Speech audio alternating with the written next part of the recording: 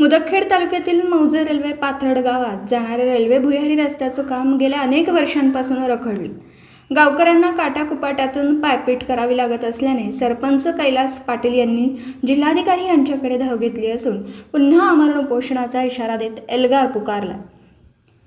Railway पाथर्ड गावास जाण्या-येण्यासाठी एकमेव सोयीचा मार्ग आहे। याशिवाय विद्यार्थ्यांना शाळेला जाण्या-येण्यासाठी हाच मार्ग आहे।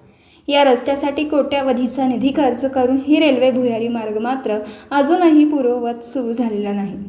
शेतकरी व प्रशासनाच्या वादात भुयारी रस्त्याचं काम मात्र रखडलं। ब्राह्मणवाडा मार्गे रस्त्याचा पर्याय असला तरी हेलपाटे मारून उलट्या मार्गाने यावं लागतं। यासाठी वेळ तसेच जास्तीचं अंतर मोजावं लागतं। यासाठी सरपंच कैलास पाटील पाथर्डकर यांनी अनेक वेळा संबंधित प्रशासन तसेच लोकप्रतिनिधी यांच्याकडे अनेक वेळा चक्रा मारून ही आंदोलनं आमरण उपोषण करूनही भुयारी रस्त्याचा प्रश्न सुटलेला नाही। रेल्वे अंडरग्राऊंड ब्रिज रस्त्यासाठी ग्रामस्थांनी आक्रमक भूमिका घेत एल्गार पुकारला।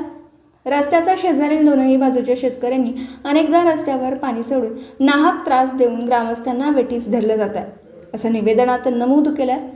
गेल्या अनेक वर्षांपासून रहदारीचा मार्ग बंद असल्याने भुयारी रस्त्याचं काम दिनांक 30 मार्च 2025 पूर्वी करण्यात यावं, अन्यथा दिनांक 2 एप्रिल 2025 पासून गावच्या हितासाठी आमरण उपोषण सुरू करण्याचा इशारा सरपंच कैलास पाटील पाथर्डकर, उपसरपंच जयवंत थोरात यांनी दिला। तालुका मुदखेड, जिल्हा नांदेडहून प्रतिनिधी अतिक अहमद। दिवसभरातील घडामोडींचा आढावा घेण्यासाठी पाहत रहा N24 मराठी न्यूज चॅनल।